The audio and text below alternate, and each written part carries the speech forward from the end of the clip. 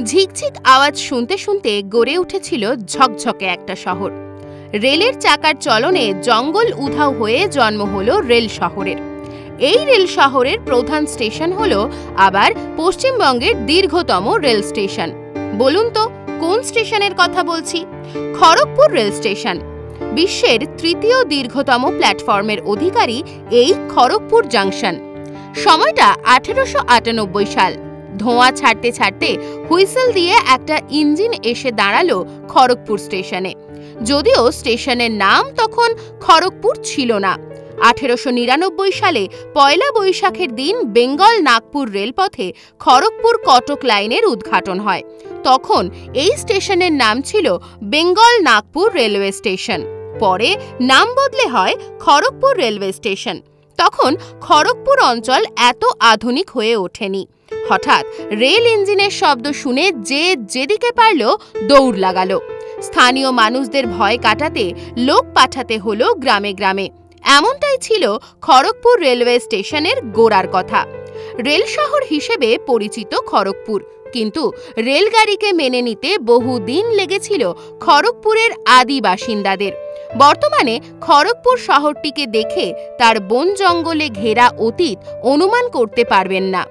ইতিহাস বলছে 19 শতকের শেষের দিকেও খড়গপুর ছিল ঘন জঙ্গলে ভরা। সেই জঙ্গল কেটে রেল লাইন পাতা হয়। মানুষের বসতি ছিল হাতে গোনা। জঙ্গল পথে ছিল বিপদের আশঙ্কাও। 1887 সালে তৈরি হলো BNR অর্থাৎ Bengal Nagpur railway company. British শাসকেরা তৎকালীন বোম্বাইকে রেলপথে কলকাতার সঙ্গে জুড়তে চাইলেন। নজর পড়ল খড়গপুরের দিকে। প্রথমে তারা মেদিনীপুরে জাংশন স্টেশন তৈরি করার কথা ভেবেছিলেন। তবে অনেক হিসাব কষে খরচ বাঁচাতে 1901 সালে খড়গপুরে তৈরি হলো খড়গপুর জাংশন রেলওয়ে স্টেশন। 1911 সালের মধ্যে খড়গপুর হয়ে উঠল বিশ্বের অন্যতম জনপ্রিয় রেল শহর। দ্বিতীয় বিশ্বযুদ্ধের সময়ে কলাইকুণ্ডার জঙ্গল এলাকায় তৈরি হলো বিমান ঘাঁটি। যুদ্ধের সময়েই অহল্যাবাই রোড সম্প্রসারিত করে তৈরি হলো ওডিশা ট্রাঙ্ক রোড। ধীরে ধীরে খড়গপুর হয়ে উঠল গুরুত্বপূর্ণ একটি শহর। শুরুতে রেল নিয়ে এলাকার মানুষের অনেক ভয়ভীতি থাকলেও ধীরে ধীরে রেলকে আপন করে নেয় স্থানীয় বাসিন্দারা। খড়গেশ্বর শিবের নামানুসারে নাকি এই এলাকার নাম হয়েছিল খড়গপুর।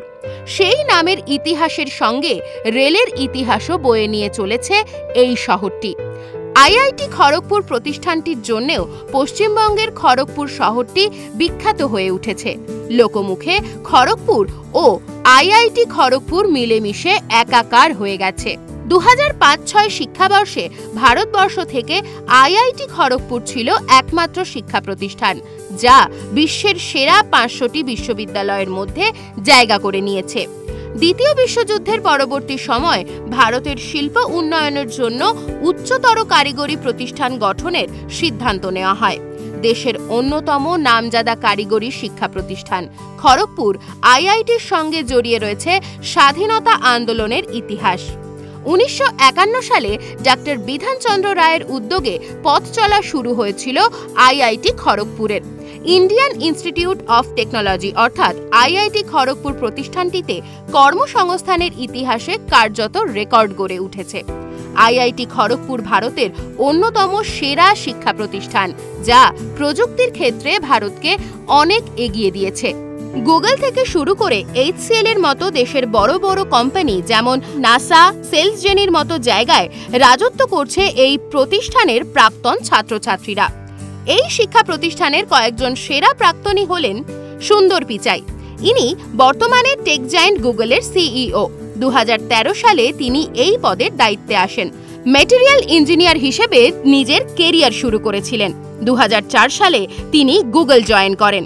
বিনোদ গুপ্তা, ইনফ্লোকি কোম্পানির প্রতিষ্ঠাতা বিনোদ গুপ্তা, তিনি সেলসজেনি এবং ইনফো USA প্রতিষ্ঠা করেন। তার কারিগরি শিক্ষা এই IIT খড়গপুর থেকেই। রাহুল জামিনী, 2010 সালে রাহুল জামিনী IIT খড়গপুর থেকে পাশ করেন। মিন্ত্রার মতো বিখ্যাত ই-কমার্স কোম্পানিতে সফটওয়্যার ইঞ্জিনিয়ার হিসেবে কাজ করেছিলেন। সুইগির মতো বিখ্যাত একটি ফুড ডেলিভারি অ্যাপের প্রতিষ্ঠাতা তিনি। বেদব্রত পাইন, যিনি নাসার একজন সিনিয়র গবেষক ও অন্যদিকে জনপ্রিয় চিত্র পরিচালক ডক্টর মণি ভৌমিক। পদ্মশ্রী প্রাপক এই পৃথিবী বিখ্যাত পদার্থবিদ ও বিখ্যাত লেখক হলেন মণি ভৌমিক। সৃষ্টি করেছিল ভিশন কারেকশন লেজার টেকনোলজি। এই বিখ্যাত ভারতীয় চিকিৎসক 2011 সালে পদ্মশ্রী পুরস্কারে ভূষিত হন। ইতিহাস তো জানলেন, এবার ঘুরে যান আপনার ঘরের কাছের এই পৃথিবীর চতুর্থ দীর্ঘতম 12টি প্ল্যাটফর্মের অধিকারী 1072 মিটার রেল জাংশনে।